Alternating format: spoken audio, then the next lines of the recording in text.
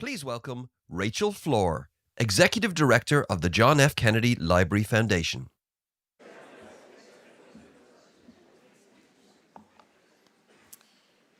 Welcome everyone, and thank you so much for joining us today. I'm Rachel Floor, Executive Director of the John F. Kennedy Library Foundation in Boston, and we are thrilled to be here in Dublin on the beautiful Trinity campus. I'd like to thank Trinity College Provost Linda Doyle and her staff for their generosity in hosting this event. We're delighted to partner as well with the Kennedy Summer School to bring today's program to you. I'd also like to extend a special thanks to our sponsors, Bank of America, the Blanche and Irving Laurie Foundation, and WTC Dublin for their generous support of our commemoration events this week. And I want to thank again our delegation of loyal board members and supporters who traveled over from the US to take part in this celebration. Without them, none of this would be possible. And thanks to our wonderful panelists for joining us today. They will be introduced later on, but I want to say how much we appreciate their participation and their vision for progress. And before we move on, I just want to give a shout out to the JFK Library Foundation team, all of whom have been working tirelessly on 2 continents to ensure that this commemoration is fitting of the joy and spirit of President Kennedy's trip to Ireland. Getting 40+ people over to Ireland was a bit of a moonshot in and of itself. And we know moonshots require dream teams. This team delivers on that promise time and time again. Today's event is part of the 60th anniversary celebration of President Kennedy's historic visit to Ireland in June of 1963. President Kennedy was the first sitting US president to visit this country. He was deeply proud of his Irish heritage and called the visit the best 4 days of his life. But the trip was more than just a voyage to his family's past. Everywhere he went in Ireland, he spoke excitedly of the future. His address before the Irish Parliament on June 28, 1963, President Kennedy said, "It is that quality of the Irish, that remarkable combination of hope, confidence, and imagination that is needed more than ever today. The problems of the world cannot possibly be solved by skeptics or cynics whose horizons are limited by the obvious realities. We need men who can dream of things that never were and ask why not." This event today is all about asking why not. Our panelists and many of you here in the room are the leaders, the dreamers, the modern innovators who have harnessed the spirit of invention and optimism from President Kennedy's moonshot to take on today's most pressing issues. We are thrilled that you are all here today. And now, I'm delighted to introduce the Honorable Claire Cronin, U.S. Ambassador to Ireland. Before she came to Ireland, Ambassador Cronin represented the people of Massachusetts in elected office, just as John F. Kennedy did before becoming President of the United States. 11 days before he was inaugurated, President Kennedy delivered an address before a joint session of the state legislature at the Massachusetts State House, where Ambassador Cronin most recently served. In his speech, he said that he would bring with him to our nation's highest office the enduring qualities of Massachusetts, the common threads woven by the Pilgrims and the Puritans, the fisherman and the farmer, the Yankee and the immigrant. It is those qualities that Ambassador Cronin has in turn brought with her to Ireland, and some of the many reasons that everywhere we go, people tell us how much she's done to strengthen the relationship between the United States and this country. We're so fortunate she's in this role, and we owe the ambassador and our staff enormous gratitude for their help in planning this commemoration. Please welcome Ambassador Claire Cronin.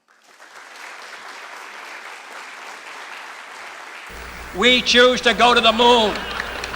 We choose to go to the moon.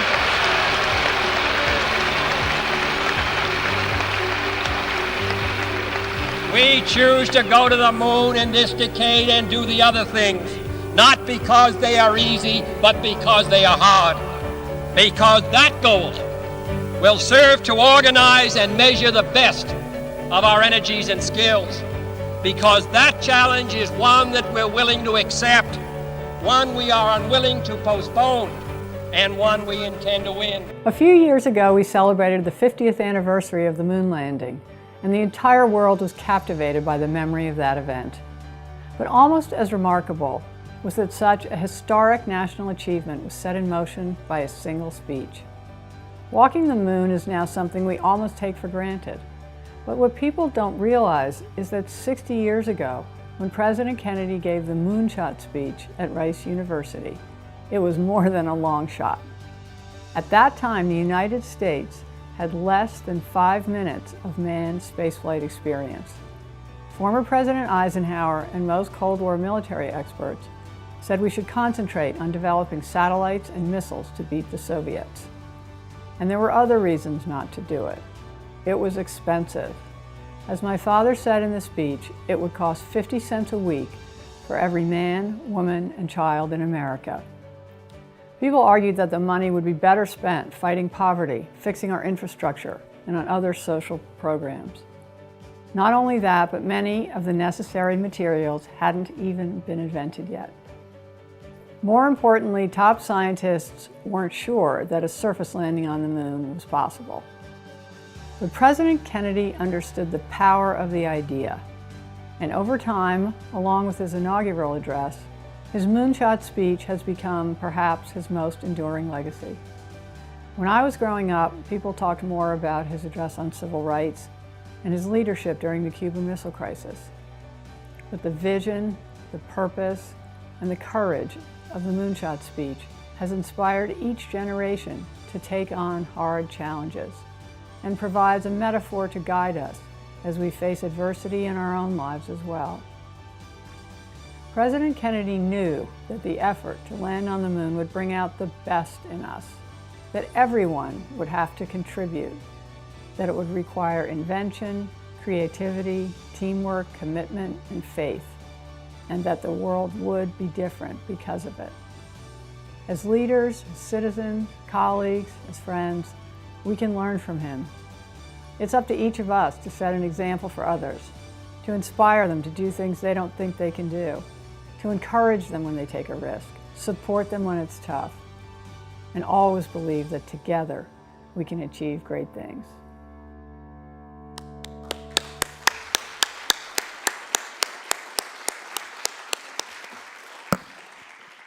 Thank you. I could watch that speech by President Kennedy 1,000 times and never get sick of watching it. It's so wonderful. And Caroline Kennedy, I had an opportunity to spend some time with her in Washington 2 weeks ago for our Chief of Mission conference. And she was so disappointed that she wasn't able to be here with us this week. However, she is serving our country far from her home as our U.S. ambassador to Australia. So I know her disappointment in not being able to be here, but glad we got to see her with us by video. So we were a little out of order on that, so here we go. Very delighted to be here with all of you today. President Kennedy's Moonshot speech serves as a timeless reminder of what can be achieved when we dare to dream big and work together towards a common goal. The president's words, uttered 61 years ago, encapsulate the spirit of exploration and the relentless pursuit of knowledge that still drive us today. His words remind us that our greatest achievements often arise from the challenges we face. The United States and Ireland, nations steeped in a rich history of innovation and intellectual curiosity, share a deep commitment to advancing the frontiers of scientific research. Through collaboration, we can combine our strengths, our expertise, and our resources to push the boundaries of human knowledge further than ever before. Together, we can tackle the most pressing global challenges of our time by developing creative solutions to combat climate change, designing cutting-edge healthcare technologies, and harnessing the use of artificial intelligence in a secure way for the benefit of people everywhere. Through programs like the United States-Ireland Research and Development Partnership, which encourages research partnerships across Ireland, Northern Ireland, and the United States, we can leverage our respective talents and knowledge. This collaborative approach helps to accelerate innovation in key sectors, including health, energy, and sustainability. To date, the U.S.-Ireland R&D partnership has provided over $160 million for 86 collaborative research projects. I will give you just one example of this groundbreaking research. Last year, Trinity College, Queen's University, and Brigham Young University received funding to investigate technologies that will form the foundations of quantum internet. Of course, innovation is not restricted to the confines of academic research. Patrick Collison's ingenuity and entrepreneurial spirit is a testament to the importance of our transatlantic economic relationship. That an Irish teenager could travel to the United States, study at MIT, have to give a plug for Massachusetts one more time, our fine higher educational institutions near my hometown, and get funding for a Silicon Valley to start a business that underpins digital commerce and employs thousands in the United States and Ireland, shows that innovation transcends borders. The fact that Patrick and his brother John accomplished so much at such a young age shows us the importance of nurturing the next generation of innovators, researchers, and leaders. By inspiring our youth, providing them with the necessary tools and opportunities, we can ensure a brighter future for all. And just as President Kennedy's vision ignited the imaginations of countless young minds, we must continue to inspire and empower the scientists, engineers, and visionaries of tomorrow. Together, the United States and Ireland can forge a path towards a brighter future, one where groundbreaking discoveries are made, lives are improved, and challenges are overcome. I thank you so much for having me with you here today. Thank you.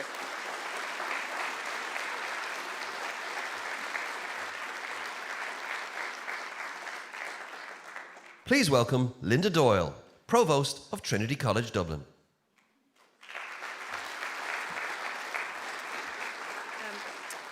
Ambassador, distinguished guests, friends, I'm absolutely delighted you're all here in Trinity today.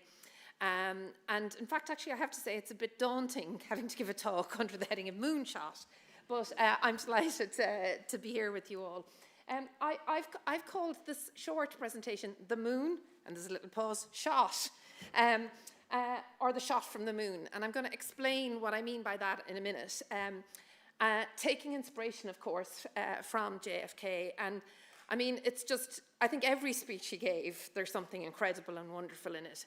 And every speech he gave, there's something incredible and wonderful for today as well. So I think it's a wonderful place to start to get that inspiration. So obviously, he set the task within a decade to do this wonderful thing. I have to admit that my first experience of the moon this is the closest I've ever come to the moon. And for people who are not from Ireland, that's a bag of crisps, or chips, as you might call it. And the price on it of 3 pence will give you an indication of how old I am when I had that. And essentially, I won a globe of the moon in a bag of crisps when I was really, really young. And I have to say, the moon didn't impress me when I got the globe. But every single thing that's happened with the journey to the moon was just incredibly impressive. So one of the things that I take away from it is that as people went to the moon, and as we all know, many other brilliant things happened. And one of the very brilliant things was the looking back and reflecting on the Earth.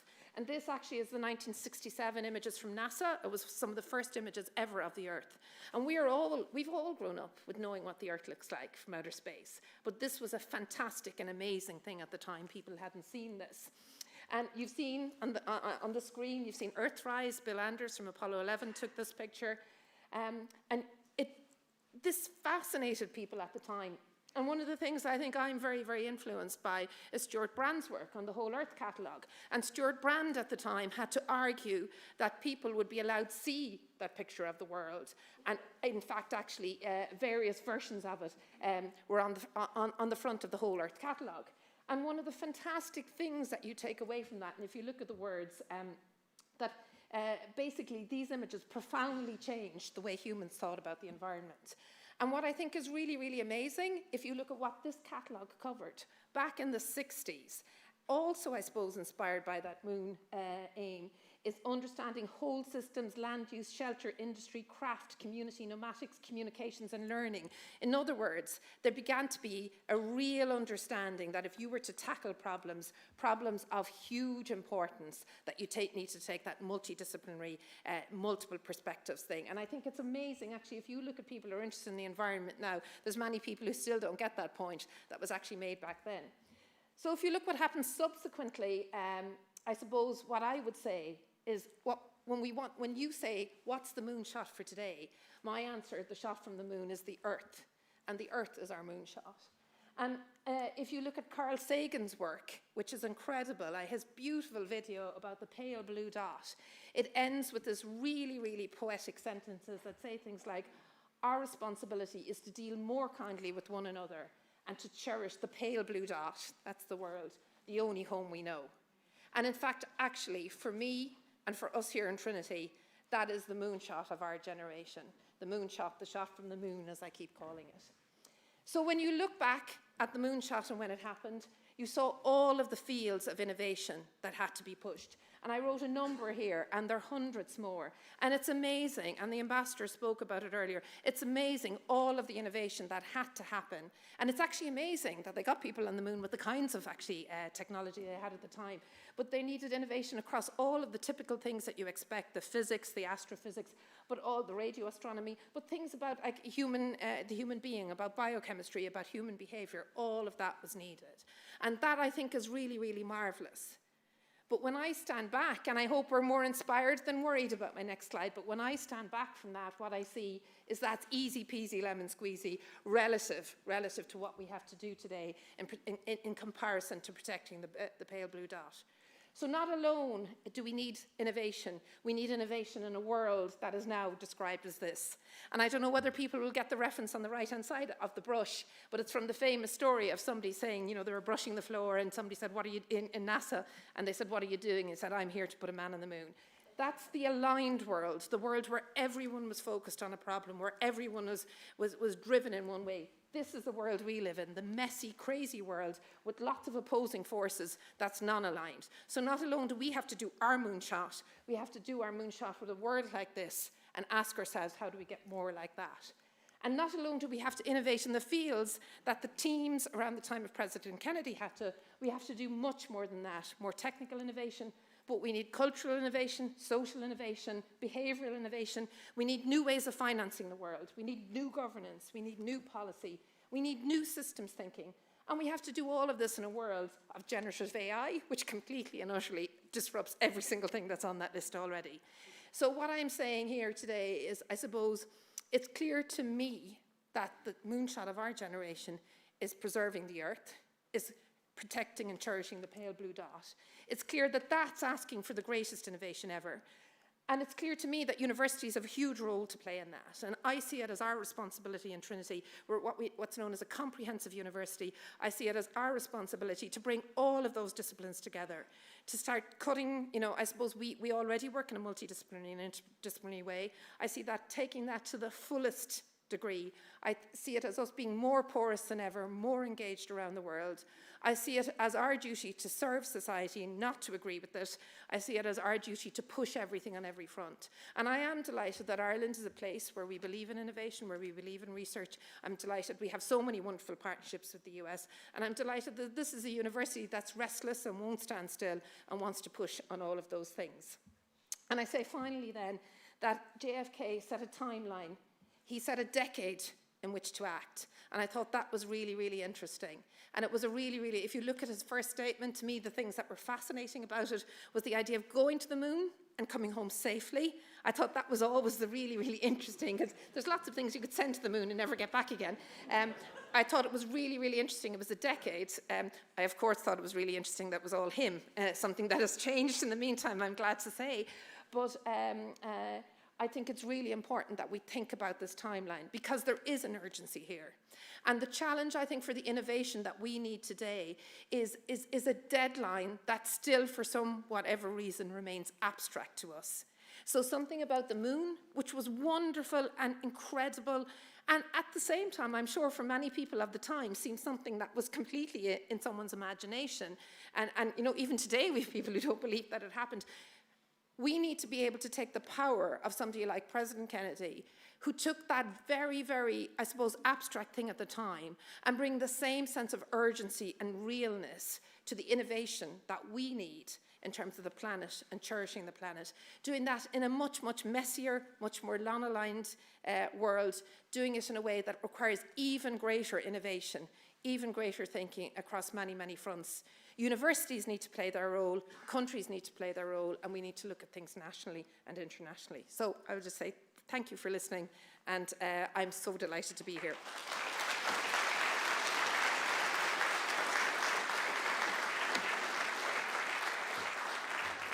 Please welcome Charlie Larkin, Program Director at the Kennedy Summer School.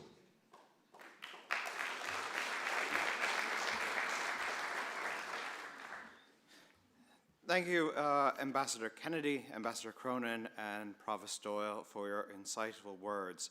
On behalf of the Kennedy Summer School, I would like to welcome you all to today's event, and I'd like to say what a privilege and a delight it has been to work with Trinity and with the JFK Library on this commemoration of JFK's visit to Ireland. For those of you that do not know the Kennedy Summer School, we are a celebration of history, culture, and politics held on an annual basis over 3 days at the end of August in New Ross, County Wexford, near the Kennedy home place. On this occasion, though, is not just about commemorating the past, it's about addressing the difficult challenges of the future.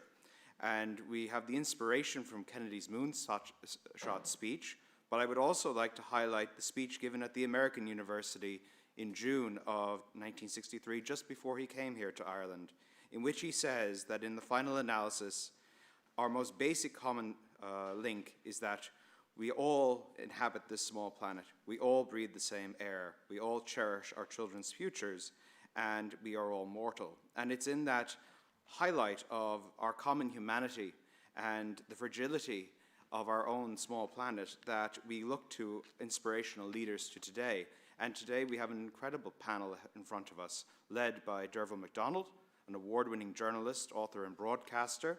She's the former Group Business Editor, Independent News and Media, an Eisenhower Fellow, and award winner of the Smurfit Business Journalism Outstanding Achievement Award and the Mary Cummins Award for Women of Outstanding Achievement in Media, and author of Bust, How the Courts Exposed the Rotten Heart of the Irish Economy. We also have on the panel today some really inspiring speakers, and some of us last night got to meet Professor Mary Aiken. Professor Mary Aiken is the chair of the Department of Cyber Psychology at Capital Technology University. She's a leading expert in cyber psychology, which is the impact of technology on human behavior. She's also professor of forensic cyber psychology at the University of East London and an adjunct professor at the Geary Institute for Public Policy at University College Dublin. She has worked with organizations such as Interpol, Europol, the American Psychological Association, Wilson Center, and many governments. And last year, she was honored with an honor given also to President Kenny when he came to Dublin, which is the Freedom of the City of Dublin. Her book, The Cyber Effect, was selected Book of the Year in 2016 in the Thought category, and she's inspired CSI Cyber, which is quite a distinction. We also have a good friend of mine, Professor Martin Curley from Maynooth University. He's the professor of innovation there and also a visiting professor of engineering at the University of Bath. He was previously the Director of Digital Transformation and Innovation in Ireland's Health Service Executive. He's considered one of the top 10 most influential and impactful health leaders in the world, and he has previously worked as Director of Research for the Intel Corporation in Ireland and Europe, as well as for GE and Philips, and is the author of 8 books on technology, innovation, and entrepreneurship. And our final member of our panel today is Rodrigo Garcia Gonzalez, winner of the 2022 Earthshot Prize, Prince William's Prize, inspired by the Moonshot. Rodrigo is an inventor, designer, architect, and engineer. He's the co-CEO and founder of Notpla, a portfolio of advanced all-natural packaging solutions made from seaweed and plants that are naturally biodegradable and home compostable. He is also the winner of the gold medal for improvisation. He's a National Dyson Design Award Fellow. He won the British-Spanish Society Telefonica Award and is the 3-time winner of the Gaudi European Competition on Sustainable Architecture. And in 2022, along with his co-CEO and co-founder Notpla, he won Prince William's Earthshot. So without further ado, I hand things over to Derval and the panel. Thank you very much.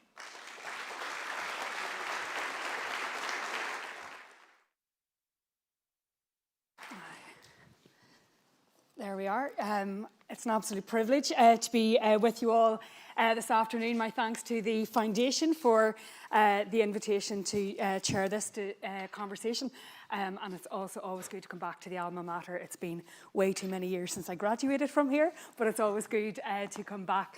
So look, as we heard the JFK Moonshot speech, it wasn't just a pivotal moment for the space program at that time. It was a pivotal moment for America and indeed the world, because essentially what Kennedy was doing, amongst other things in that speech, was rallying, in his instance, a country, but in other instances, the rest of us, around an uncertain mission. And anyone who had the privilege yesterday of being at the Epic Museum would have heard the Tánaiste Micheál Martin TD talking about the importance of political speeches and of oratory in doing precisely that. And he, in particular, he said that the speeches of President Kennedy should be studied because they weren't just aspirational, but they also help, whether it's a team, a country, or indeed the globe, rally around certain priorities. And critically also that means you can then rally people around the funds and the potential cost of what a mission, whatever it is, might happen. We're not talking about going to the moon necessarily today, but what we have done is I've set a challenge to each of our panellists to channel their inner President Kennedy and tell us, if I say to you, we choose to go to, I want each of you to tell me what that would be and how. I just want to say, this is a conversation you're going to be able to join, and we're very tech savvy. I think we've got a QR code, which you'll see here. Please, throughout the course of the conversation, you might want to share what your moonshot is, if you wish, but we choose to go to, complete the phrase. Also, if you have any questions for our panel, we will hopefully have about 10 minutes or so to take on your questions, so please do so. So, Martin, I'll pick on you first. You're furthest away. We choose to go to, what is it? Great. Well, thank you, Derval, and fantastic contributions. I thought Linda Doyle's presentation was great, and that's why she is Provost of Trinity College. But coming back to JFK's speech, probably one of the greatest orations ever, but he talked right at the start, he said 50,000 years of recorded human history. And for most of those, life expectancy was less than 30 years. So if we were here 200 years ago, most of us wouldn't be here. But something remarkable happened in the last 2 centuries. We've more than doubled life expectancy. And if you live in Western Europe, you can expect to live 82 or 83 years. But the moonshot I'm after, and with people like Charlie Larkin, is that every citizen on the planet can reasonably expect to live 100 healthy years.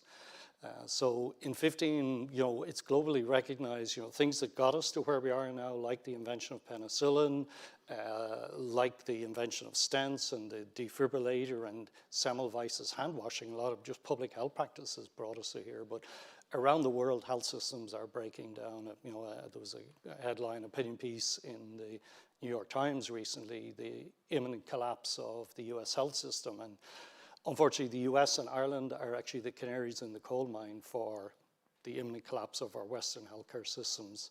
But there's a massive opportunity. We're at a unique point in time, Derval, where we have multiple disruptive technologies all converging, and it's going to allow this enormous leap forward. So in 1543, Copernicus, he wrote a book called On the Revolution of Heavenly Spheres, and that talked about heliocentricity rather than geocentricity. Actually, the Earth moved around the sun, and that's what we need. And I think there are 5 Copernican shifts that are required to get us to this. And one of my friends, John Shaw, talks about this citizen charter of 100 years healthy living for everybody.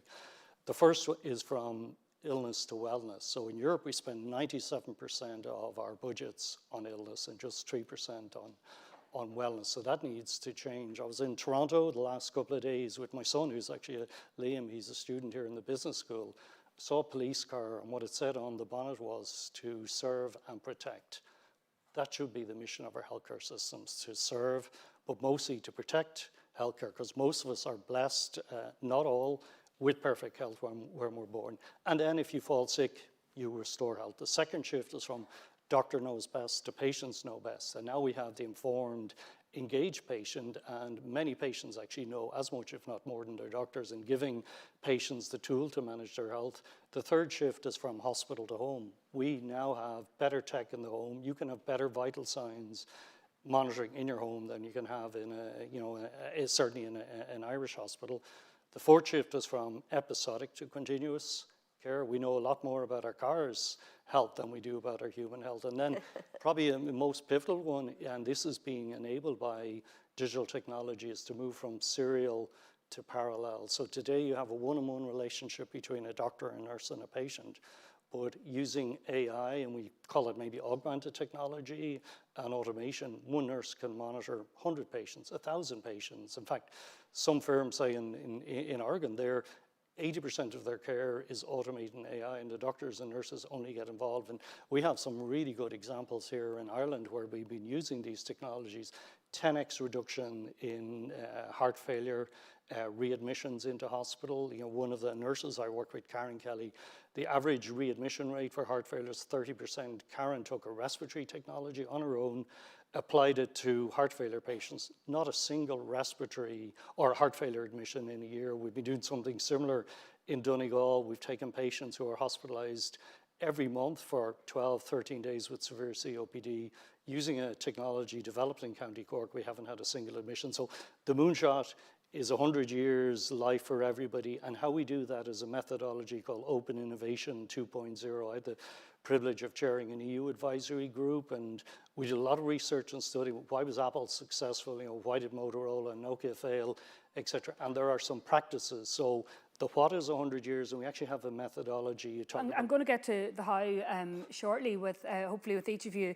But Rodrigo, unless we get, as Linda said, the little pale blue dot right, living longer and living better will be a huge challenge if we don't have our planet. So what is your moonshot to complement your Earth shot? So yeah, I think ironically we choose that package of crisp as our moonshot. I don't know what material was done, but we are a company called Not Plastic, Not Pla, and we focus on trying to make single-use plastic disappear. So we see some single-use plastic around the audience today. We consume quite a lot of that. Every year there's more than 10%.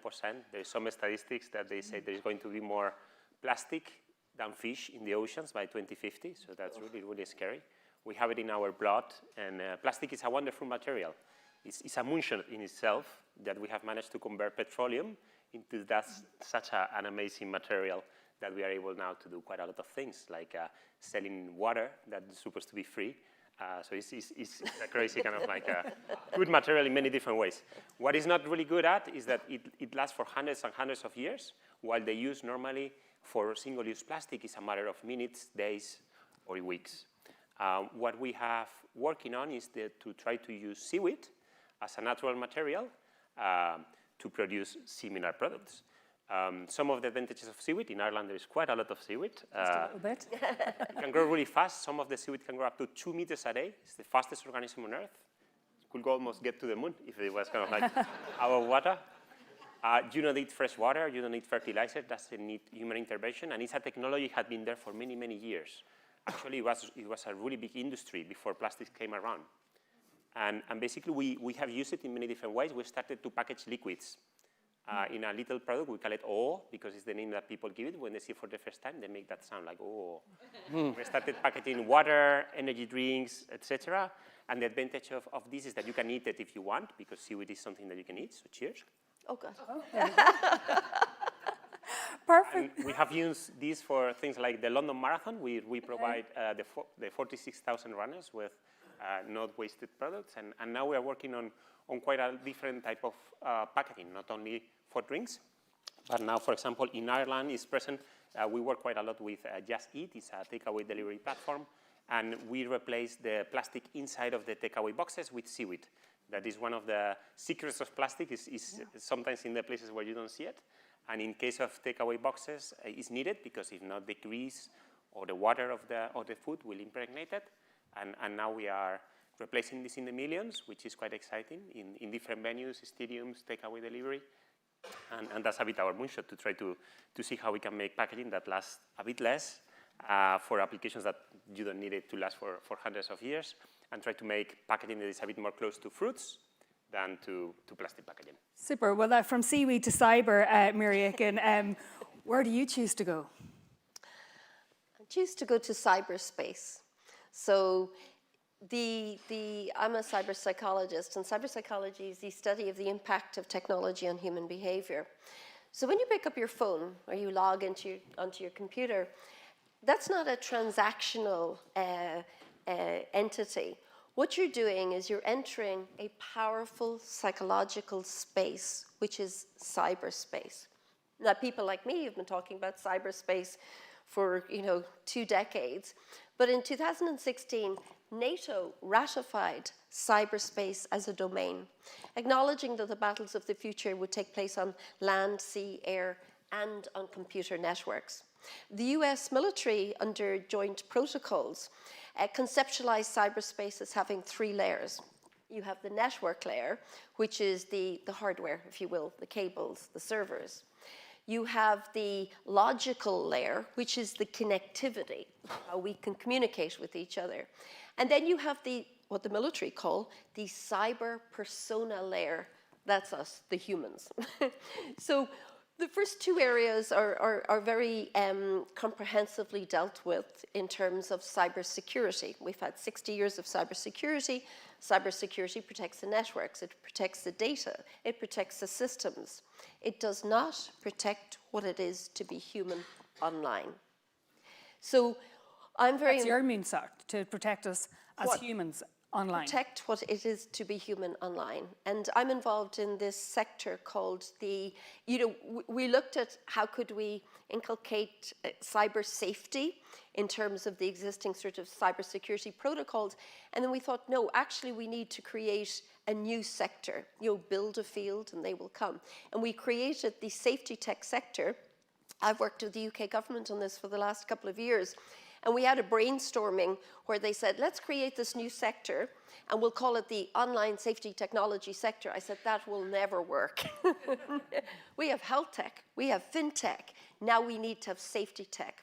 So we developed this new sector, and what the sector does is provides technology solutions to technology facilitated problem, harmful, and criminal behavior online. So we see this huge emerging area of online safety and this conceptualization for the first time of a spectrum of harm, ranging from harassment through to cyberbullying, through to mis and disinformation, through to cyber fraud, and technologies that actually can address these harms. Kids are growing up in cyberspace. The iPhone child is now 15.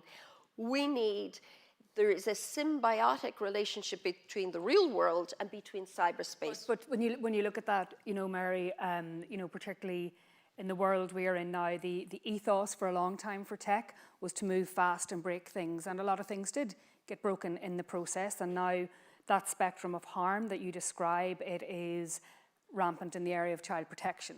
I'm a journalist, and the protections that apply in courts are absolutely redundant in the online world in terms of protecting people's reputation, contempt of court, that whole spectrum of harm.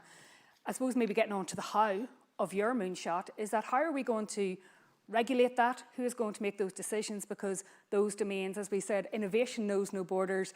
And how are we going to protect humans? I think we need a fundamental rethink of how we approach cyberspace. In cyberspace, human behavior changes or mutates. So we have powerful psychological drivers, like the online disinhibition effect, which means people do things online that they wouldn't do in the real world. We also have the power of anonymity. So the power to be anonymous online. That's a superhuman power of invisibility, and it comes with great responsibility. So I have these debates, especially in the States, where anonymity is sort of conflated with privacy. And I had a debate with the American Civil Liberties Union, and they said to me, or one of the speakers said, anonymity is a fundamental human right. No, it is not. It is a 20-year-old invention of the internet, and we must challenge everything. We can't regulate our way out of this problem space, but we can have good practice. We can have governance, and that is what we will need. You know, the social tech companies, social media, social technologies have been allowed to self-regulate for too long, but we've been here before in terms of harm. Tobacco industry. We've been here before. So what we now need to do from a policy perspective, we see all over the world the idea of online harm surfacing and people becoming very cognizant of it in the US, in Europe, in Ireland, in the UK, in Australia. And now what we need to do is come together in cyberspace. This is a shared space. Space is a shared space. Oceans were a shared space, and what you had was legal constructs that allowed for governance, best practice, and regulation in this shared space. We need that in cyberspace, and it's not going to be easy. As JFK said, we do these things not because they're easy, but because they're hard. Martin, can I bring you in there? We heard Ambassador Kennedy reference it. It was also in President Kennedy's speech at the time. When he gave that speech, the technology to get to the moon hadn't been invented. It literally did not exist. But he also gave a hard stop in terms of we're going to do this in terms of a decade.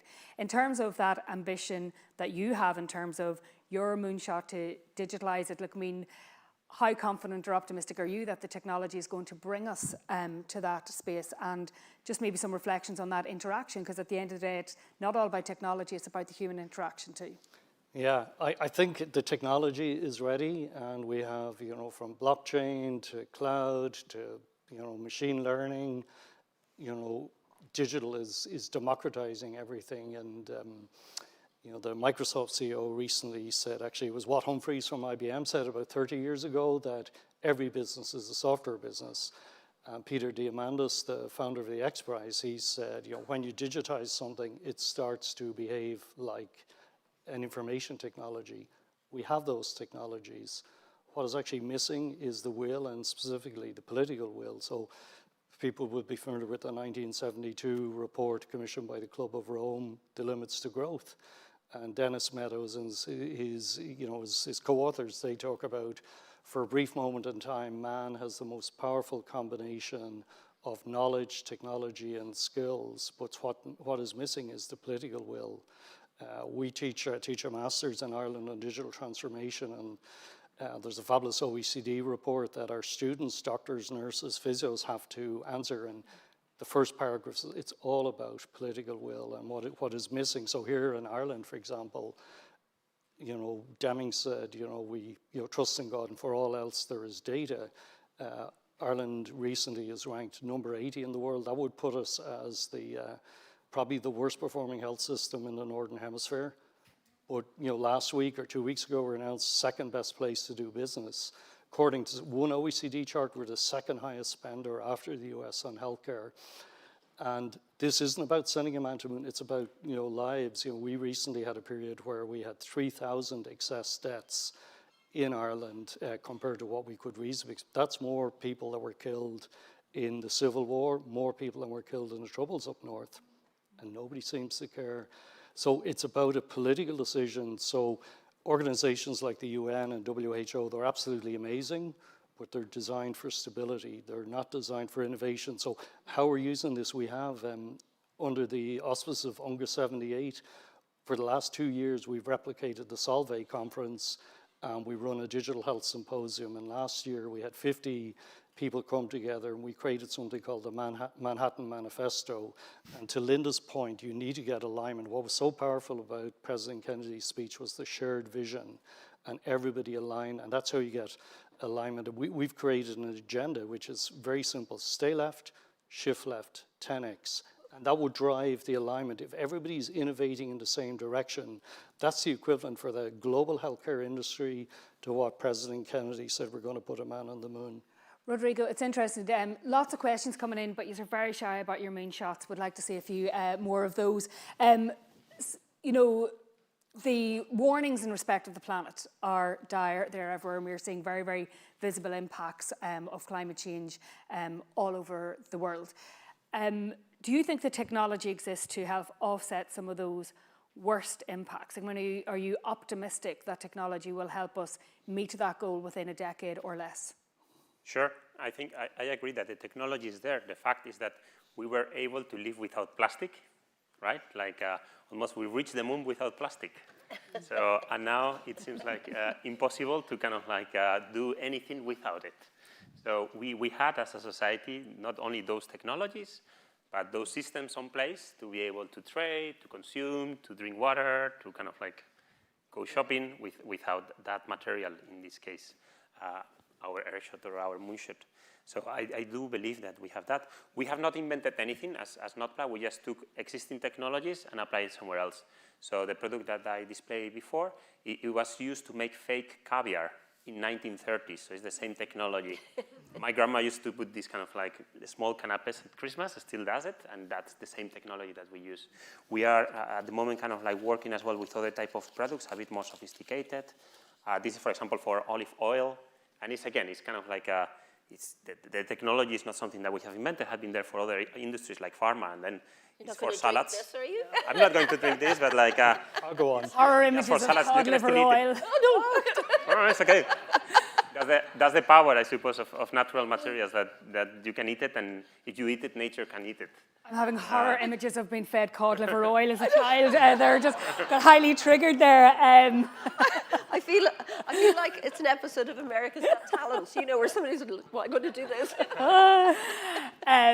President Kennedy Murray, in his speech, in the Moonshot speech, said it was about striking a balance between realism and optimism. So he said, space is there, we're going to climb it, and the moon and the planets are there, and new hopes for knowledge and peace are there. And therefore, as we set sail, we ask God's blessing on the most hazardous and dangerous and greatest adventure on which man has ever embarked. In terms of what you're trying to achieve in cyber, given our human behaviour, you know, for example, online pylons, which we are seeing so much.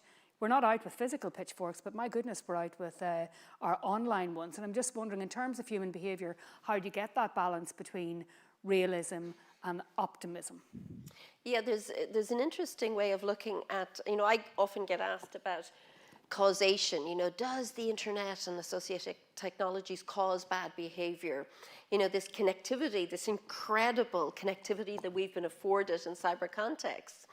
And there's another way of looking at it, is that, you know, the problematic behaviours and indeed criminal behaviours we see, we can also, you know, conceptualise the internet through the lens of what Jung called the 2 million-year-old man. And could it be that the internet is shining a very bright light into the darkest reaches of the human psyche, and that we're all just Game of Thrones underneath it all? So in other words, we've had so many thousands and tens of thousands of years of civilizing influences, but when we're allowed, you know, to be free and to be anonymous, and, you know, we've seen it you know, recently in what's happened with Ryan Tubridy, and without addressing the rights or the wrongs of that situation, it's the rise of the cyber pitchfork mob. There is no place for that in civilized society. So how would your moonshot stop it? Well, my moonshot, you know, I make no apology for being pro-regulation. We are regulated in the real world. We need to actually be able to replicate that regulation in cyber context. It's not going to be the same type of regulation. When you talk about, toxic environments, let's talk about the topography of the internet. We have the surface web. That's what you all use, well, most of you. And that represents around 4% of the internet. In law enforcement, I work frontline with Interpol and Europol, we talk about what lies beneath. And that's like 96%, which is the dark web. And in the dark web, you have darknet, criminal marketplaces. Now, to date, we've worried about cyber criminals getting together, the lowering of the barrier of entry to cybercrime. You don't have to have technical skills to drop a ransomware exploit because you can buy it, rent it, or pay somebody to execute it for you. We've just finished a pan-European survey, 8,000 young people in Europe as part of an EU Horizon 2020 project, 16 to 19-year-olds. And in that group, almost 50% self-reported to having engaged in at least one form of cybercrime in the previous year. This is a wake-up call for society. Kids and young people are navigating the darkest parts of the internet. 1 in 8 admitted to engaging in money muling, which is a form of money laundering.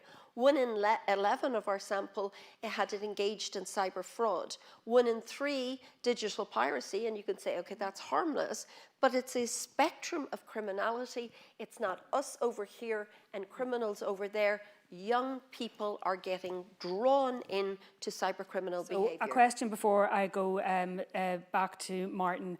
Someone said here, in a digital world, how does governance work? National borders are no help in a digital world.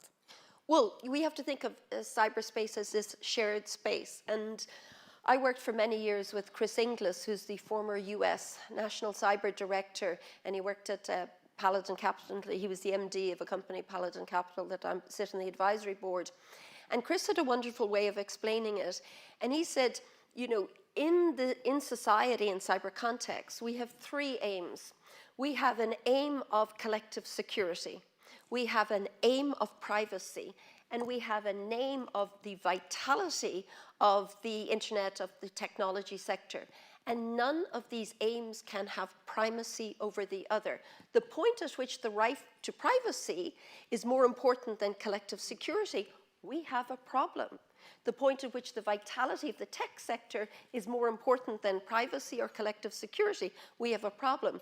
And the issue is that we adopt each new emerging technology, from ChatGPT to the metaverse, with the collective wisdoms of lemmings leaping off a cliff. Just because it is new does not mean it is good. Technology will only mean progress when we can mitigate its harmful effects. Okay, I want to move on to Rodrigo, actually perhaps both Rodrigo and Martin. Lots of questions coming in which relate to the fact that putting a man on the moon was a joint effort between the private sector and the government. So Rodrigo, a question for you is, where do you think governments can step in and help build the waste-free world that you're working towards? Sure. So maybe a bit of our story, because it links a bit with this combined effort. So we started in university in Imperial College, and we started in a kitchen, just doing experiments and inviting friends for dinner with those kind of like edible things. From there, we were able to get some grants or some public help, in that case from the European Union, to kick the ball rolling. And then we did a crowdfunding campaign where 900 people put from £10 to a few thousands to help us to build machinery. And then from there, a bit private sector have come in, and we got investment, several rounds of investment. Now we're a team of 74 people pushing on this. Most of the funds are, we are a company, so we try to make money. We still cannot pay our own salaries, so we still kind of like burn much more than what we generate, but hopefully kind of like soon we get that inflection point. If you keep your cod liver oil, you will. To the person whose moonshot is about as hard to get as a seat on a spaceship to the moon, that is getting 4 Taylor Swift tickets for Dublin. We feel your pain. And we'll try and chat to you later. Martin, I just want to go back to you. There's a lot of questions just in relation to the stay left, shift left strategy and about the provision of more positive healthcare delivery. Emerging from the pandemic, were there any lessons there in terms of the digital solutions that were going to increase access and affordability and equity, and even just the use of robotech, everything during the pandemic, I suppose must do as a great master. So was there anything we learned from the pandemic that might help accelerate that shift? Well, around the world, we made remarkable progress responding to COVID, and it was for two reasons. One, necessity is the mother of invention, so you respond to it. And the second is actually the innovation blockers actually were off the table because they were too busy doing something else or scared to come to work. So I think we learned we actually can do this. Like here in Ireland, within 48 hours, we were able to repurpose a technology, a company in Ireland called Patient Empower, that were providing post-operative support for lung transplant patients in New York. That was repurposed in 48 hours to a remote monitoring solution for COVID-19 patients. And within 3 or 4 days, the major hospitals in Dublin were using that, and everybody moved forward. But what we've seen since is a regression. So this particular technology, we have 1,000 patients in Ireland using this, and the results are remarkable. But a couple of weeks ago, the NHS, who we gave the technology to, they reached 100,000 patients. So, coming back, the quadruple helix is very important. The public-private partnership, so we need governments, industry, academia, and citizens, and particularly patients, working together. And there's a new class of innovation. In the past, most innovation came from producers, the GEs, the Philips, the Siemens. But now, because of the enabling technologies, I think Rodrigo is an example of that, patients are actually able to innovate. So we had a summer school a few weeks ago in Maynooth on digital health, and we had 7 patients and doctors that actually presented solutions that were robust and were working. They didn't come from the producers, but they developed them because the need. So for example, a 780G is a product from Medtronic, which is revolutionizing care. It's a digital pancreas for diabetes 1 patients around the world. But that innovation came from an engineer who was married to a lady that had diabetes 1, so there has to be a better way. And we'd multiple examples. Derval Orman, she talked about a solution, endometriosis. 1 in 8, 1 in 10 women suffer from that. There was no tool to help, and she's actually developed a solution that's being adopted. And I wanted to come back to the ingredients for, you talked about optimism, and 2 weeks ago was the 55th anniversary of Robert Kennedy's assassination. What a remarkable family. And he talked about, I think Ambassador Cronus, some people see what's there and ask why. I see what's there and ask why not. But he talked about moral courage as being the rarest of things, more rare than physical bravery in battle, etc. And I think the number one thing that's needed if we're to achieve these moonshots is courage. Okay, thank you for that, Martin. Mary, I have loads of questions for you about governance and also about new technologies, especially AI, because they're being developed so quickly, and how can we prepare for the next generation of cyber threats. But there's a question that I would like to ask, because I think people would be interested. How did you raise your children as someone who was, probably unlike the rest of us, so acutely aware of the dangers of the internet and digital devices? What advice would you give to parents and young people today? You're operating on the assumption I have children? I am. I don't have any either, but I'm just saying. I mean, the children globally, all of us, you do. I'm just saying.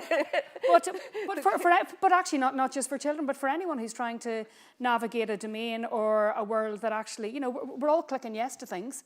We're all clicking the options. I think that, parents have been left to paddle their own canoe in cyberspace.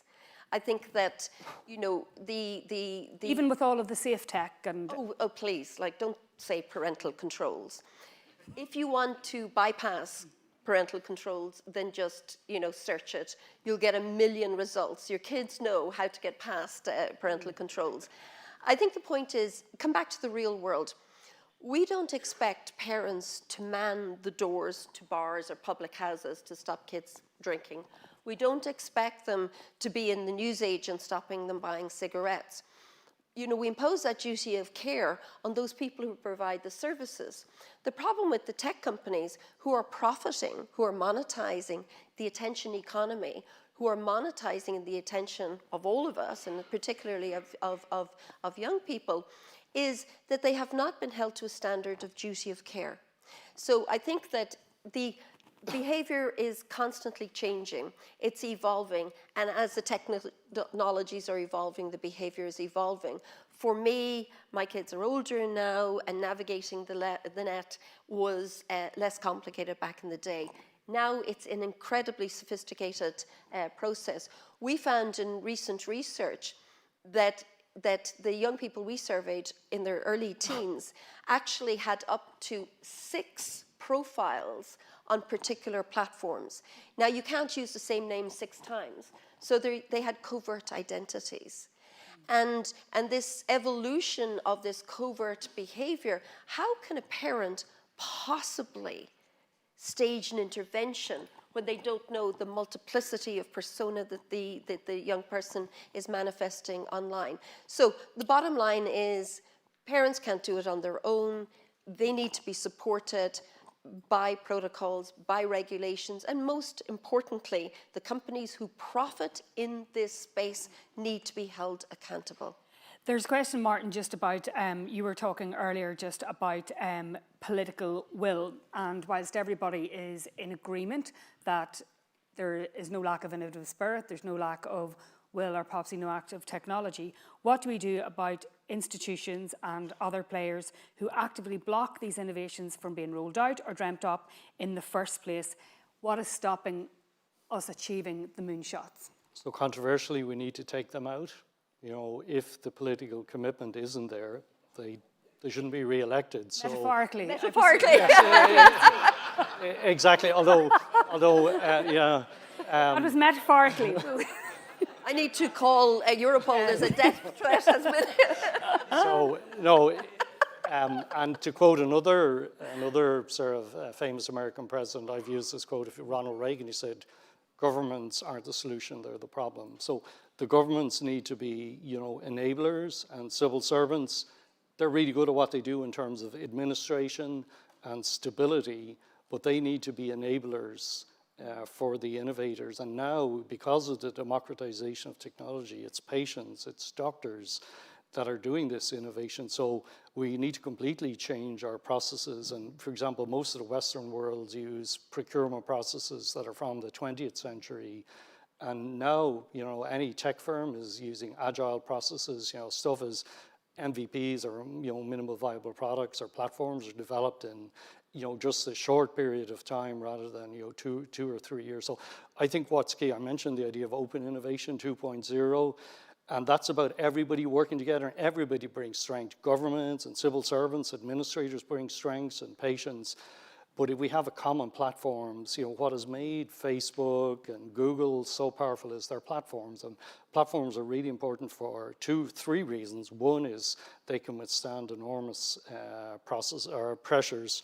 2, they share risk, but it allows this massively parallel innovation around the world. So at the core of what we're trying to do with the UNGA Digital Health Symposium with Charlie Larkin and others is, first we start with a shared vision, because that's the most powerful thing. And we come with shared values. Everybody has to come to the table, and then we can create their shared values. So if we can create a platform globally that will allow many people innovate, and APIs, I think Mary, you'll agree, they're the scaling engine. Application programming interfaces are the scaling engine of the digital economy. So we can provide a standard platform so anybody with an idea or a new device can plug into that. And what we get is alignment to what Dr. Doyle said, amplification and acceleration. So everybody needs to play together, and everybody has strengths. And if they're aligned around a shared vision, and President Kennedy's vision is the best example of actually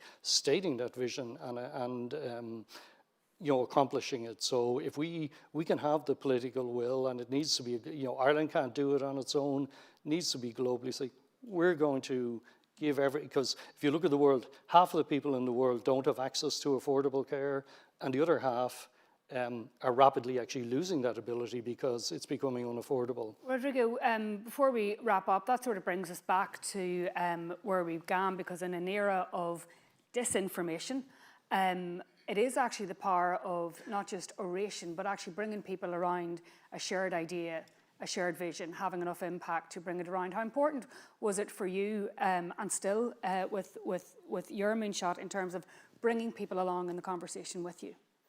I think it's super important to be aligned, right? Like the story of the mop as well, for example. it's really crucial. In our space on the plastics, there's a lot of misinformation. Every single product that you pick is completely greenwash, right? It's like, oh, there's no plastic here, and suddenly it's like full of microplastics. So there's quite a lot of misinformation out there. I think it's a combined effort, a bit to summarize a bit like what the views of everyone, like it's not only on the consumer or on the parent or it's not only on the government, like the government is a bit like a reflection of the society. It's not only on the companies, but as well the companies have quite a lot of, or everyone who is profiting on this, like most of the polluters, if that makes sense, they hide themselves. Oh yeah, I'm selling just a soda. No, they're not selling soda. The soda is free. What they're selling is the bottle. That is the thing that is costing them money, right? And I think when we talk about the pollution of the real world, we've also got to think about toxic spills in cyberspace. And I bought a copy of the Cyber Effect. I started writing this 10 years ago. And when I was looking for inspiration to write it, and because we're here to honor President Kennedy, I just want to read the epigraph in the book that was written 10 years ago. Children are the world's most valuable resource, and its best hope for the future, JFK. So do you think, just by way of closing out the conversation, and I'm so sorry I didn't get all of your questions, there was lots of them, just to ask each of you, in terms of your Moonshot, do you think it's doable within a decade? Absolutely. For you, Rodrigo? Yes, sure. Yeah, and Martin, I have lots of questions about cryogenics and do we want to actually live to 100? But that might be another debate. But really, in this country, but in others, and actually the shame of developed economies having very, very poor health systems. It's shameful, really. But do you think it is doable within a decade that we can get to the manifesto? Absolutely, and the reason, if we can get the shared vision and the political commitment, and then if we use platforms, so with platforms, the dynamics that normally play out over a 30, 40-year period in an industry, they're achievable in 6 to 8 years. So if we get the political will to say, we're going to fix healthcare, and everyone's, if you ask the 98-year-old, does he want to live another year, he'd say yes. So it's very achievable, but the number one thing is the political will, and we have created something called the Manhattan Manifesto. We're going to be in New York September 26th and 27th, replicating the Solvay conference, and we'll have a lot of smart people working together. So how do we move from this ambition into action? So we all could live 10, 15 years longer if we sign up for this Moonshot, and our children particularly. That's brilliant. My Moonshot was to get the panel finished on time, and just about achieved that. But on your behalf, I really want to thank Martin, Rodrigo and Mary, and then just to say to Patrick, who's coming up next, I interviewed your mommy on the radio and she was amazing, so standards will be, just saying, your mommy was good, it'll be one to us. But look, on top of everything else, thank you to our panel and thank you for to invite me to take part today. That's for you. Thank you. Well done, Rodrigo.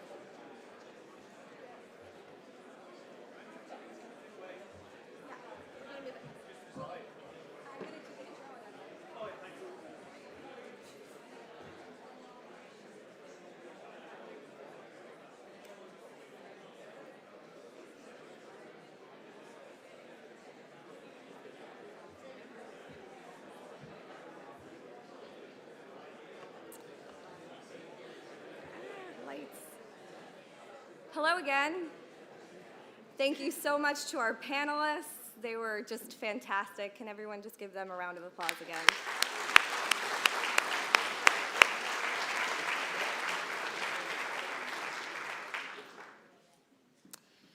When all is said and done with this commemoration this week, I hope you'll all find yourself inspired to visit us at the John F. Kennedy Presidential Library in Boston. And when you do, when you wind your way through the museum of our Moonshot, you'll end up at our Moonshot exhibit and find a simple one-page memo from President Kennedy tucked away in the corner of the room. It's one of my favorite documents in all of our holdings. It's dated April 20th, 1961, exactly 3 months to the day from President Kennedy's inauguration. In it, the president fires off 5 numbered questions to his Vice President, Lyndon B. Johnson. Do we have a chance of beating the Soviets by putting a laboratory in space? How much additional would it cost? Are we working 24 hours a day on existing programs? If not, why not? If not, will you make recommendations to me as to how work can be speeded up? In building large boosters, should we put our emphasis on nuclear, chemical, or liquid fuel, or a combination of this 3? Are we making maximum effort? Are we achieving necessary results? 8 days later, Vice President Johnson responded with a 6-page memo that concluded, "We are neither making maximum effort nor achieving necessary results." Less than 1 month later, President Kennedy delivered a special message on urgent national needs, asking for an additional $7 billion to $9 billion over the next 5 years for the space program. 1 year later, he committed the nation to landing a man on the moon before the end of a decade. In doing so, he mobilized 400,000 people around the country toward the goal. And 7 years later, in one of the greatest achievements in human history, 2 astronauts walked on the moon. But in fact, landing on the moon was just the beginning of what the space program delivered. It advanced miniaturized computing, satellite navigation technology, and much of the technology that would later become the internet. A little scarily. And perhaps most profoundly, it inspired a generation to dream big and bold and dedicate their lives to science, engineering, progress, and exploration. Our next guest embodies that spirit, striving to not only innovate in his own life's work, but to accelerate the pace of progress for humankind. Patrick Collison is co-founder and CEO of Stripe, a technology company that builds financial infrastructure for the internet business. Patrick and his brother John started Stripe in 2001 with the goal to make accepting payments on the internet simpler. Today, millions of businesses, from fast-growing startups like OpenAI to global enterprises like Ford and Amazon, are building on Stripe infrastructure. But that's just his day job. During COVID, Patrick helped create Fast Grants, which offered up to $500,000 grants for COVID-19 related research with decisions in under 14 days. And last year, he co-founded ARC, a research institute that is pioneering a new model for biomedical research. I'm also delighted to welcome Lant Pritchett to our program today. Lant is a development economist from the great state of Idaho in the United States. He worked for the World Bank from 1988 to 2007, living in Indonesia and India, taught at the Harvard Kennedy School, and was a research director at Oxford's Blavatnik School of Government. Having now thrice retired, he's currently visiting professor at the London School of Economics and the co-founder and research director of Labor Mobility Partnerships. Please join me in welcoming Patrick and Lant to the stage.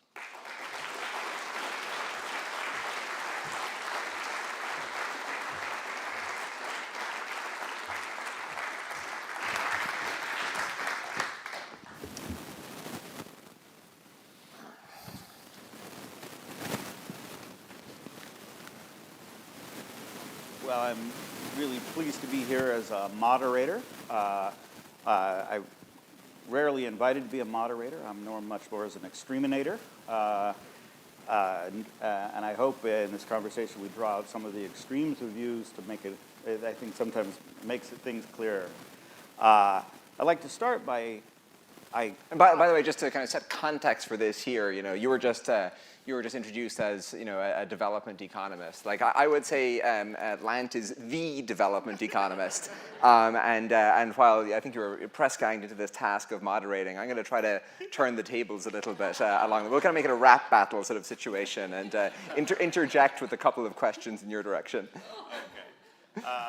And in the introduction, I did teach at a school called the Kennedy School, and we used to comment that it was the Harvard Business School, the Harvard Law School, but it was the Harvard Kennedy School. Aren't I mic'd up already? Oh, okay. And so every year at graduation, and we actually did Kennedy. It wasn't just a government school, it was a Kennedy school. And so every year at graduation, we would play segments of John Kennedy's speeches. And so I want to emphasize it's a moonshot, but there were several simultaneous moonshots. And I think one reason Kennedy is remembered as a leader is that there was the moonshot of going to the moon. But in his inaugural speech, he also said, the U.S. is ready to pay any price, bury burden, support any friend to support the cause of liberty. So there was a moonshot about preserving a vision of liberty. He famously said, ask not what your country can do for you, but what you can do for your country. So it was a moonshot of commitment to public purpose and optimism about public purpose. And there was a moonshot of the four freedoms, which Roosevelt had originally introduced. He had re-emphasized the commitment to freedom from the four freedoms, which included freedom from want. And so as a development economist, I was always pleased that one of the moonshots was concerned about improving the standards of living of people on the planet. So I want to start with the moonshot analogy, but some years ago in the Atlantic magazine, you wrote I think justly very famous piece articulating that the progress or the productivity in science has gone way down because the pace of progress is actually about the same, but only by devoting 10 to 100 times more resources to it. So instead of most people seeing progress as accelerating, you're actually emphasizing that the productivity in the progress of science is slowing. Yeah, so well, I think we actually got a perfect segue to this point from the introduction, where the moonshot started, the lunar moonshot started first of all with an honest and kind of discerning assessment of where we stood and how things were going. Sputnik launched in '57, and so the U.S. was already doing space stuff, but what was required to kind of initiate, with the program with real vigor, was taking stock and observing that, we, as Johnson reported to the president, that we were not quite on track. And so, science, as pretty much everyone here knows, is the single primary reason as to why we live the prosperous lives that we all get to benefit from, as compared to those of centuries before us, and why we're not dying at age 30, as we heard, and the source of our penicillin and everything else. And so I think an important question just for us as a civilization, a society, is, well, how's that project going? How well are we sciencing? How should we even kind of begin to think about that question? And maybe we have kind of some subconscious sense that things are, kind of meta-static in the sense that, science is a roughly kind of constant thing, and it just, produces discoveries, every now and again that we benefit from.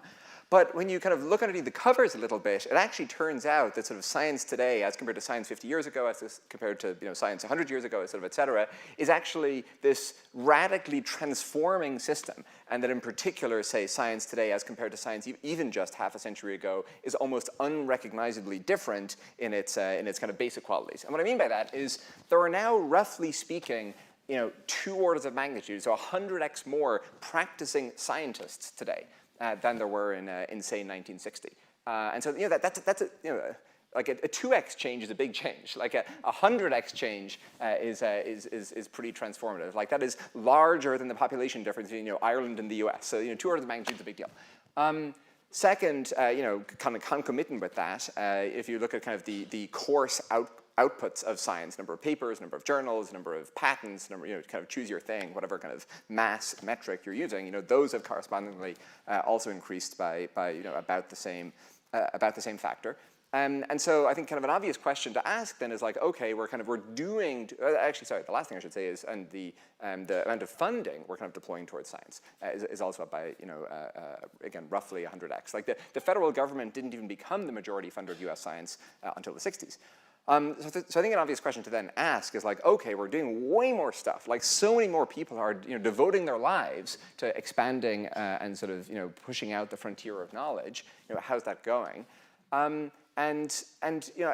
Well, the sort of the punchline is there's no single metric we can look at, like, how do you measure science? But I think there are some suggestive things we can look at.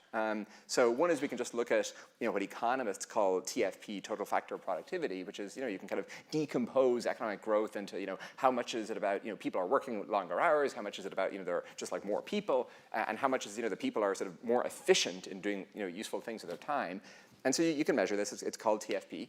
And TFP, the rate of TFP growth in most major economies, we can maybe look at the US as kind of the most common case, but the same thing is true in Europe.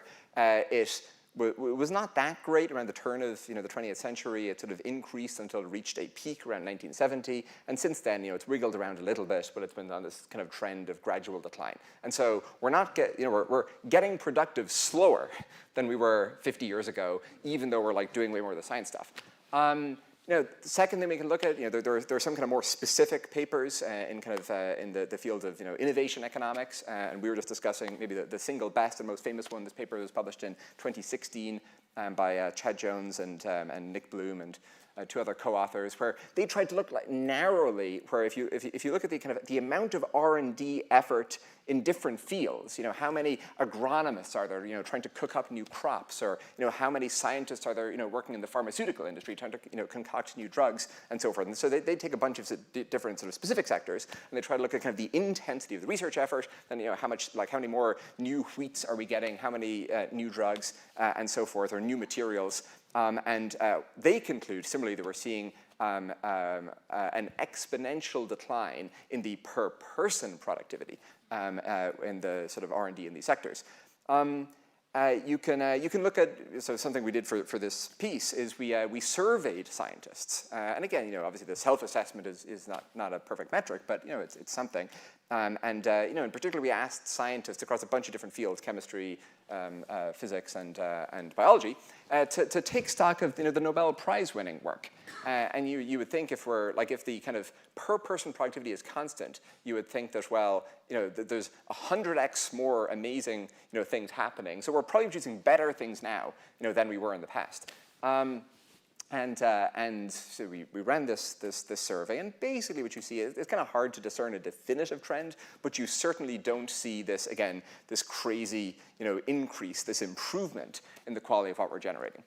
And so, I don't want to go on kind of too long at this point, but I think the sort of basic intuition to go away with is we're working way harder. We are pedaling, on the science peloton. We have turned it up by a factor of 100. We're working so hard, and by every available metric, it seems that we are somewhere between kind of constant in our total useful output to maybe even, there's some suggestions that it might be kind of in its total impact slightly declining.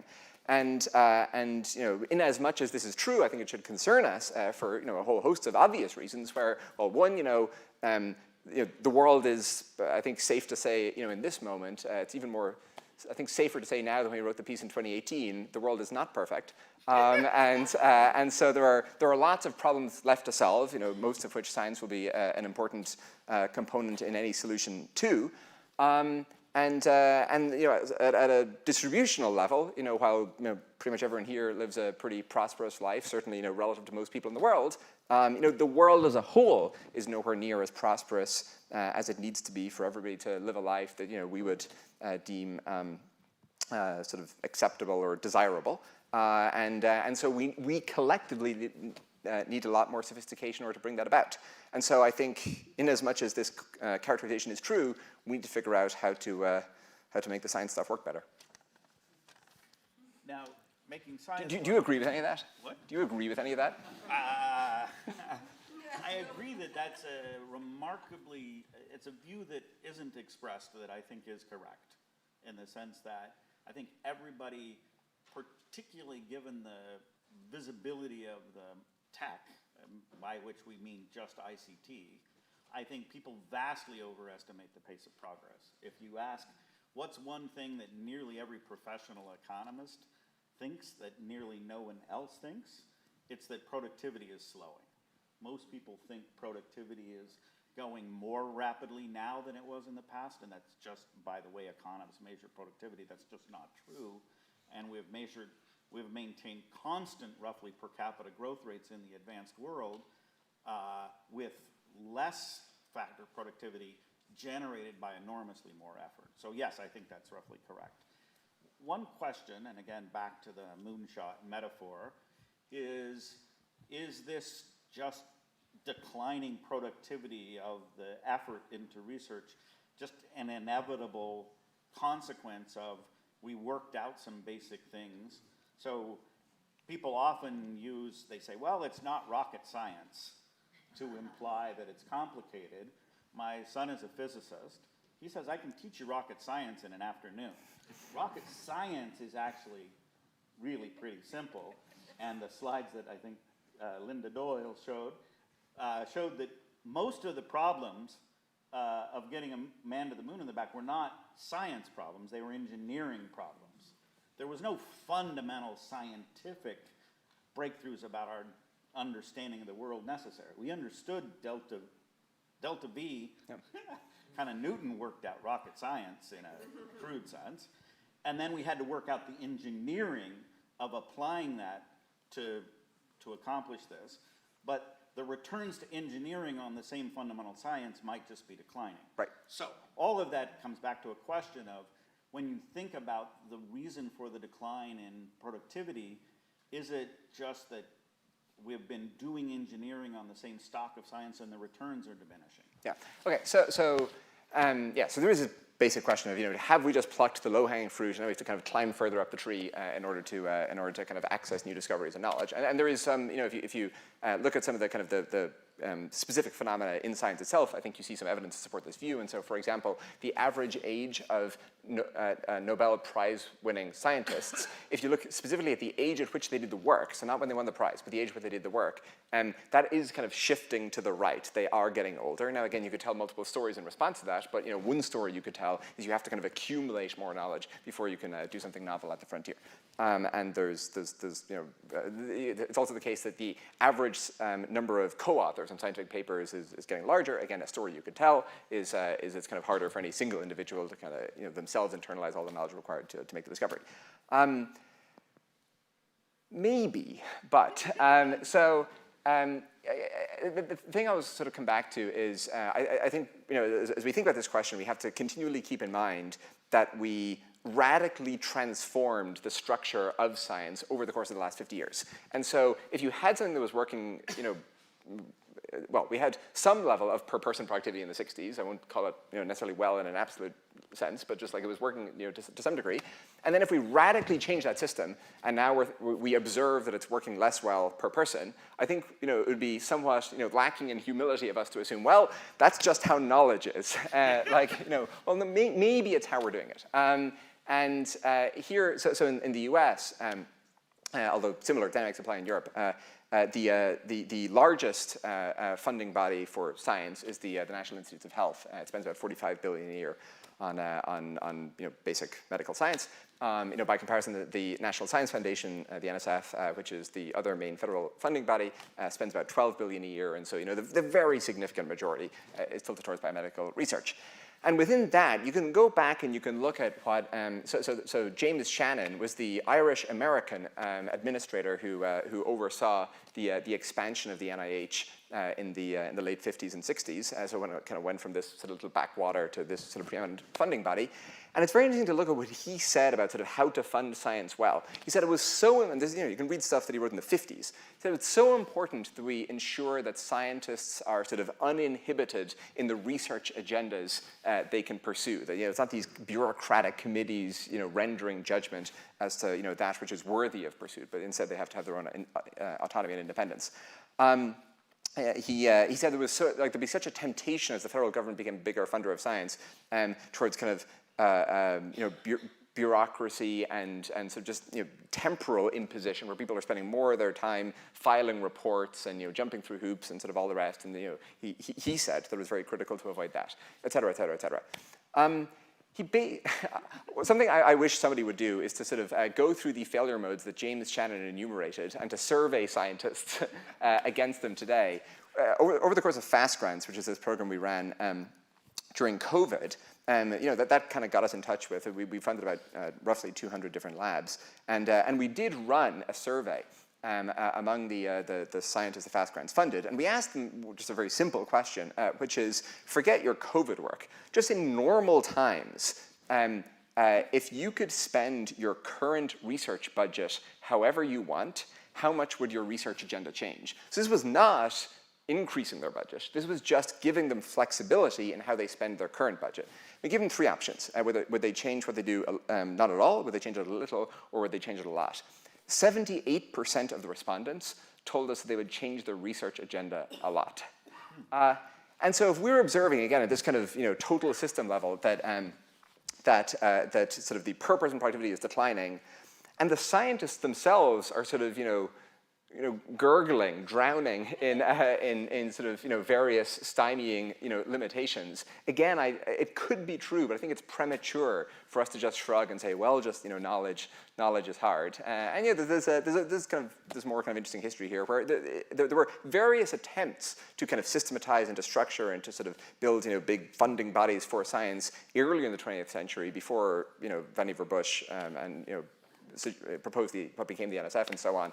And the scientists resisted it. And I think that's very interesting, where there were proposals around, would you like free money?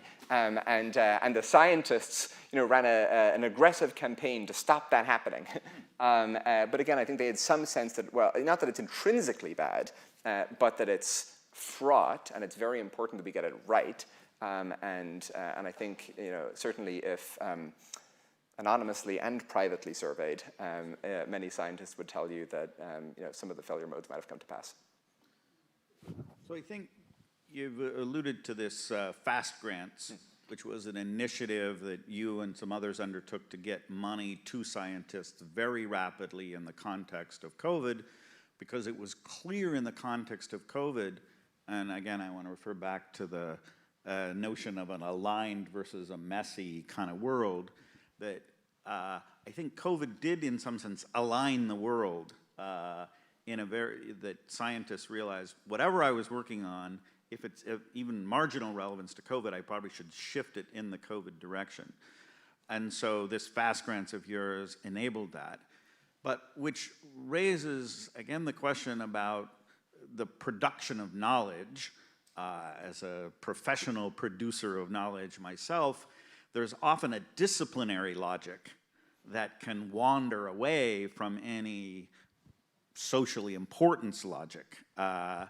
And I wonder what the lessons of the Moonshot kind of activity produce in coalescing science around progress in a impact in the world sense versus a narrow progress of my career within the existing structure of science sense. So what did you, you've written a nice little piece about what you learned from this FAST Grants experience. Is that one of the lessons, that maybe having a prioritization device imposed from the outside, either by a kind of political mechanism of leadership or by the real world creating a pandemic, would be beneficial for the progress getting faster, better, sooner? Yeah, I think, look, I think there's a natural tendency in all organizations, and I don't want to sound in commenting on organizations, sanctimonious, where any of the dynamics I'm about to describe, I see at Stripe. I think there's a natural tendency to become kind of self-referential and kind of hermetic in your value systems, what you're focused on, and sort of who we're all performing for, and so forth. And so yes, I think that in the case of the Moonshot, it's very it's kind of hard to fake, right? I mean, contra the various YouTube channels, but like it's a pretty fundamental question of like, are you on the moon or not? Does the leading digit of the decade end in a 6 or not? That's I think very clarifying, and it's very I'm sure you could otherwise be spinning a story as to how we're deepening our lunar epistemology and blah blah blah. It's like no, are we on the moon or not? And I think for companies it's helpful when we get too distracted and stuck in the clouds. Some customer will come along and knock us over the head and ask us, well, why do I not have the thing yet? And that can be sometimes our version of it. And it was striking. And look, I don't want to sound, while I may be observing some pathologies or challenges in kind of the scientific domain, I don't want to sound too critical of these funding organizations because, it's a hard job and no organization is perfect, et cetera, et cetera. But it was, I guess the way I'd phrase it is, it was striking how difficult, it wasn't the case that the people at any other funding body didn't know what should be done. It was somehow they were embedded in a structure that made it very hard to do. And so by doing fast grants, we were no more enlightened or capable or anything than any of thousands of other people. I think we were somewhat unique in our kind of institutional circumstances where we were able to pull some things together in a way that was challenging for them, which maybe does raise the collective question of like, okay, how might we elevate the agency of specific individuals within these organizations so they can adapt as faster when the need arises, and I think that's a deep and important question. Yeah. I want to ask you this question actually. So okay, you are get my mic up fast. Exactly, yes. So well, it seems to me you're an economist. It seems to me that the most basic, I guess there's probably a couple of questions you could propose are kind of the most basic question in economics, but among the most basic questions in economics would be, I am a poor country and I would like to be a rich country. Around JFK's visit to Ireland, of course, thanks to T.K. Whitaker and others, that is, his visit was close to, the commencement of the, incredible process of growth and heightening prosperity that Ireland subsequently benefited from. And so how well do you think economics addresses this question? Like if the prime minister of some country with a GDP per capita comes to you, with a GDP per capita of say $10,000 comes to you and says, we're at 10,000, we would like to be at 40,000. We observe that the correlation between self-reported well-being and GDP per capita is like 0.7, and so we think that growing GDP is going to be a super good thing for our people. There's a big economics literature. Is there an obvious set of prescriptions that you can provide for me?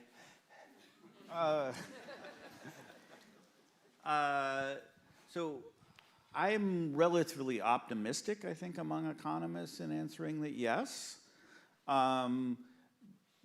But that said, I'm a realist in acknowledging, and I think it was one of the past presidents of the EU who said, we all know what to do, we just don't know how to do it and get reelected.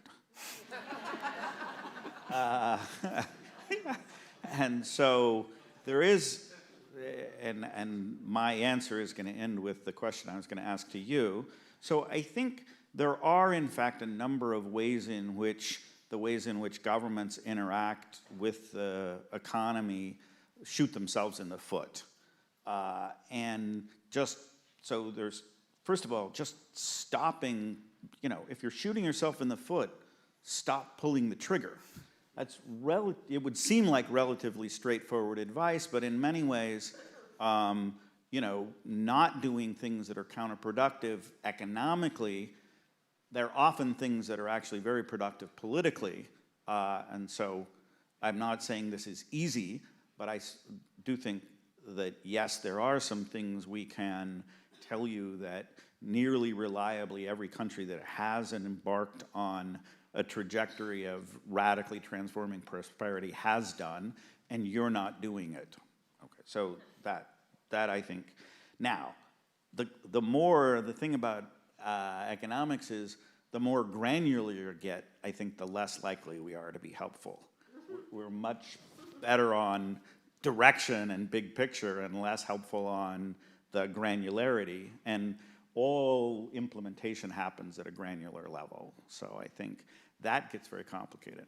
So do I get to ask a sub-part of my question before you then ask? Well, I want to get back.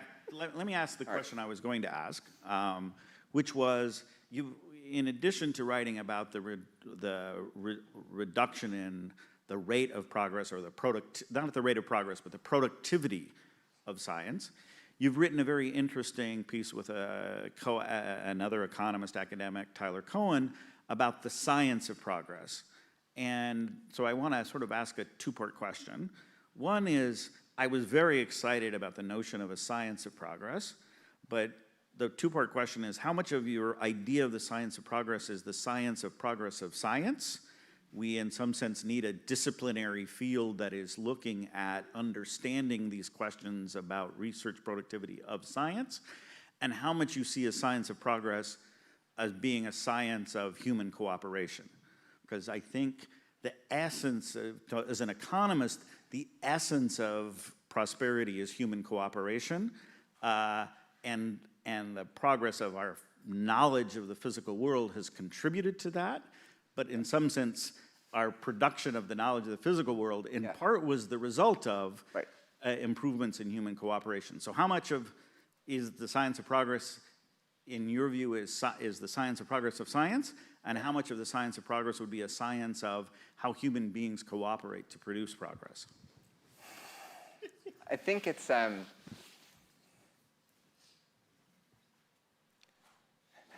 I think it depends on your margin, right? In that if you're in the U.S., it might be more about the science of progress of science. But if you're in India of 1970, I think the first order of business, or indeed the Ireland of 1960, the first order of business is to reconstitute society so that it's closer to, the U.S. of then, or indeed the sort of the U.S. of today. So I see them as maybe sequenced in that sense. And look, I think it's really striking that, again, just to kind of use the Irish example here, it sort of goes without saying how much we have benefited from fixing the self-imposed causes of poverty that held us back for much of our development up until the 60s, 70s, kind of thereabouts. And that didn't require, it was the same people, right? Ireland's development happened over the course of, depending how exactly you count it, within a generation or two. And so it's not like we fundamentally reimagined ourselves as people. Now, there were meaningful social changes and so forth. But it was the same society, and so I think that shows that with a given population of people, it is possible to reconfigure some practices, to adapt some policies, et cetera, in a way that can be really meaningful. And Ireland's, well, it's a very conspicuous example. It's not the only example, of course. I suppose having said all that, I have updated maybe in direction that kind of you're describing, where it's. I don't know. For me, there are just all these mysteries that sort of the really basic kind of course economic analyses. I find it difficult for them to sort of to be fully explanatory. Where folks here have flown on any of the Japanese airlines, any of the last couple of years. Sure, hands ANA or Japan Airlines. Okay, a couple of people I see at the back. So you fly in these airlines, and you're like, this is just like a very pleasant experience. I live in the U.S., and noticeably more pleasant than flying on United and Delta. And you ask yourself, well, why? And again, I suppose the kind of the simplistic explanation is, well, people like whatever it is, the food or the cleanliness or whatever the timeliness indeed, and you're like, well, they're spending more, they have more surplus capacity, they are investing more in cleaning, they are they've higher food cost of goods, etc. And so I went and I looked at the P&Ls of these airlines, and as far as I can tell, on a per capita basis, the Japanese airlines are not spending more. And so you've like a meaningful difference in outcomes and outputs, but it's kind of hard to find in the sort of the basic structure of what they're actually doing. And so I think you're then drawn to kind of, okay, well, are there other things going on here? Are there other sort of cultural explanations and other dynamics afoot?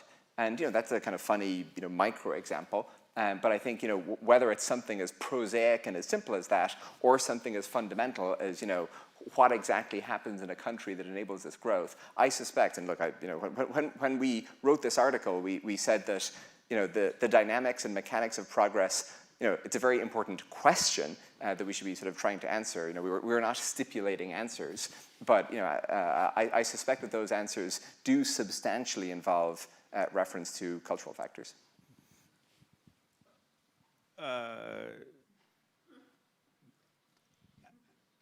I don't know who exactly said this, because it's been attributed to various political leaders, but there is some political leader that said, when I heard the word culture, I reached for my gun. Which I hesitate to use a bit, because I worry that he might have meant it literally. But I don't think... I'm very concerned about cultural explanations, because part of my research on the process of economic growth in poorer countries, and poorer countries are poorer in part because they have much lower productivity and hence have available globally known technologies that they don't have to invent anything either in a scientific or even in an engineering sense to radically enhance productivity.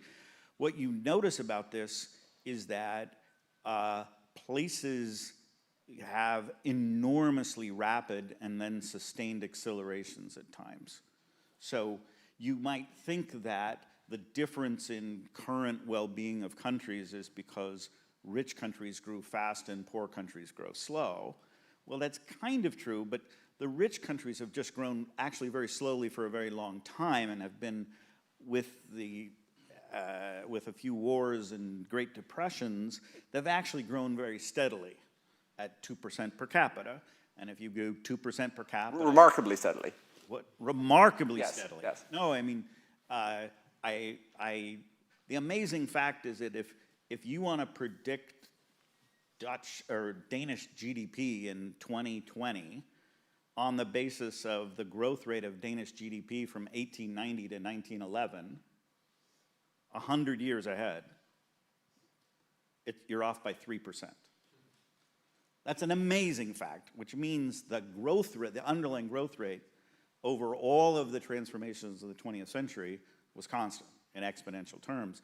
But exponential growth gives you exponential growth. So, but back to the culture point. The difference, what separates the rich countries and the poor countries, is the poor countries often have incredible bursts of growth made possible by being lagging, and so they are able to come together and produce doubling or tripling of GDP in less than a generation. So the scientific difficulty with that is if culture is this thing that is persistent and kind of is steady over time, that you acquire a culture, then you have to have a theory in which, for a given culture, you can either have very rapid growth or very slow growth, but both are possible outcomes. Now, which tends me to, so I'm not against culture being important, but if you think of, nearly every country that has had radically transformingly rapid growth had people right just before that happened explaining why this country in cultural terms was never going to have rapid growth. So I'm sure there were people writing about Ireland on the cusp of it becoming the Celtic tiger, saying the Irish, the Irish this, the Irish that. In the 1950s, there was a whole body of work saying why the Japanese culture was inimical to modern economic growth. Korea in the 1960s, there were all kinds of reasons why Koreans were, their culture was incompatible with growth. The Chinese, just before the Deng reforms. So the difficulty with culture is that it sounds as if it's deterministic over the very long run, and it's easy to rationalize yourself into there's nothing we can do about this because it's not in the culture, and then boom, you do some things that unleash the worst features of the way in which the economy works, and the people with the exact same culture can triple their GDP triple their productivity. So, that's why I'm very leery. I never reach for a gun about anything, even though I am from the American West, so you might suspect me of that. But I do reach for my rhetorical counterexamples whenever I hear the word culture, because if you are a cultural determinist, it's very difficult to recognize cultural determinism on the long scale with what we actually see in country experiences, which are lots of very rapid, explosive growth episodes happening in places that people are predicting can't succeed because of culture. You see why he's the development economist. I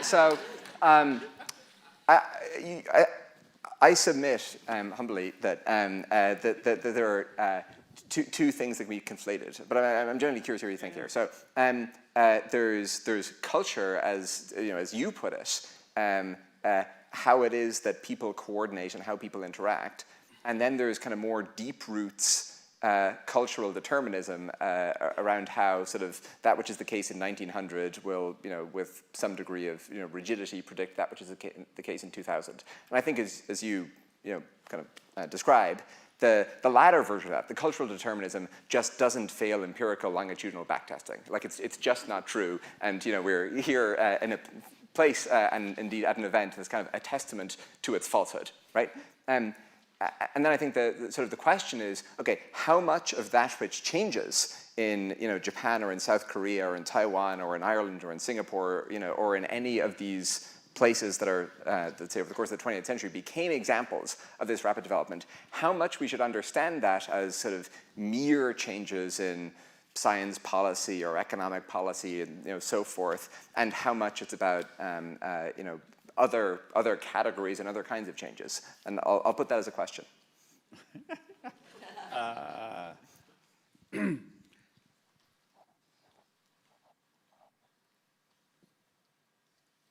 So, as a development economist, I travel a lot, which meant when my children were small, I was away a lot. And I came back from a trip and had a 12-year-old daughter who said, "Dad, what is it that you do?" And I said, "Well, I was working for the World Bank. Well, we try and help countries accelerate their progress because we believe if they accelerate their progress, it'll lead to better well-being." I says, "Well, okay, that sounds good. But what do you tell countries to do?" And I said, "Well, we often look at successful countries and tell countries to do that. Imitate what other successful countries have done is likely." She said, "I'm trying to explain it to a 12-year-old, and she's a very bright 12-year-old, so she says, 'Well, like what?' And I said, 'Well, the Koreans were very successful.' And she said, 'Okay, what did the Koreans do?' And I said, 'Look, if I could tell you that, I wouldn't be an expert, right? We don't really know that.' So you've pushed me very quickly to what we do know from the data is it's possible to have success. What we also know from the data is that the association, the causation, the correlation of success with observed de jure policies is very weak. So it is not the case that simply adopting this or that well-known, easy-to-implement policy tends to be strongly associated with the episodes we see of growth acceleration. My my preferred current working theory is that a lot of it has to do with a shared coalescence around a purpose and a vision of a path to success. Sounds an awful lot like culture to me.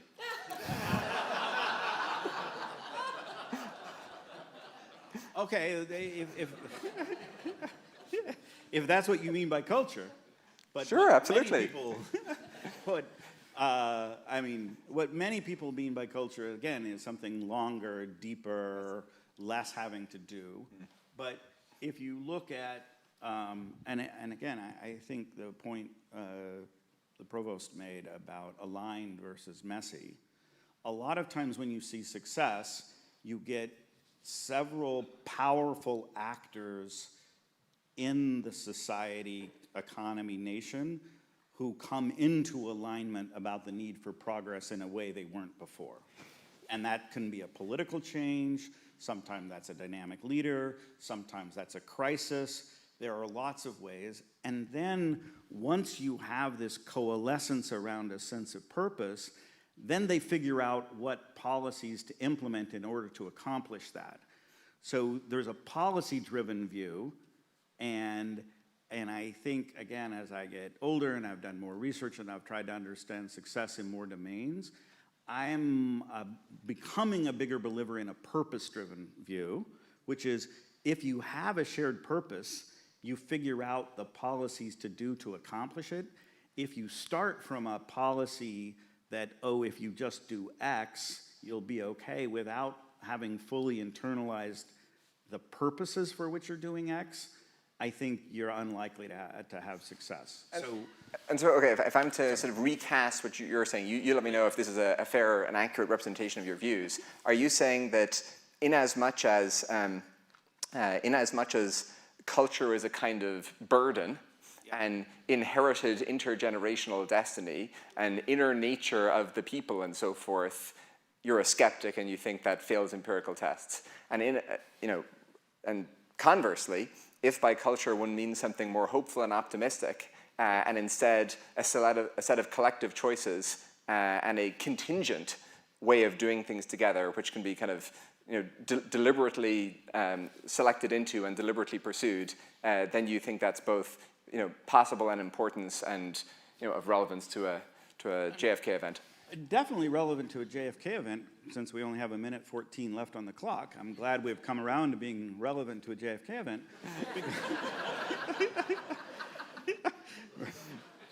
You should be a moderator.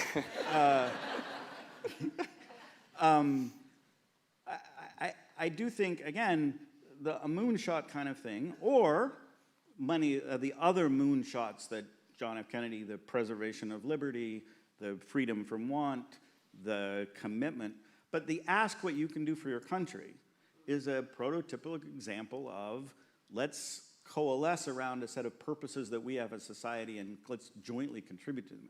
I think without that, again, it doesn't have to be everyone, it doesn't have to be suppressive of other flourishing, and to some extent having a commitment to a diversity of flourishing is a very hard thing to maintain.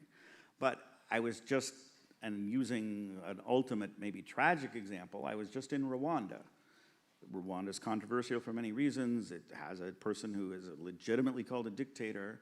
But, if you thought the culture of Rwanda was hatred between these ethnicities and it was a ingrained thing that led to a genocide, then you would have been very pessimistic about the recovery of Rwanda from that genocide. In complete contrast, it's had some of the most amazing progress in all of Africa over the intervening 30 years since the genocide. And so, again, I have this, if I'm radically against the cultural determinists that people fail because it's in their nature to fail, and radically optimistic, but Rwanda had both one of the most tragic genocides ever and has recovered from it very rapidly. We can call both of those things culture, but then we're just headed towards how does one realign a society around purposes that are sufficiently shared that they see the benefits of human cooperation, as exceeding the dark temptations of raised in the cyber presentation, the dark temptations of human society to not cooperate and have that embedded. And our session is over, unless you want to say something. It sounds like Our clock doesn't go negative, so once we hit 0, it becomes less threatening. Progress has ceased. So, no. It sounds to me like we know that progress is important. You're making the case powerfully that it's possible by shifting one's trying to avoid using the word culture, but let's say by the interaction, by the patterns of interactions between people. And those can change. Exactly, and as to how best to do that, I guess we'll have to just come back for a round 2.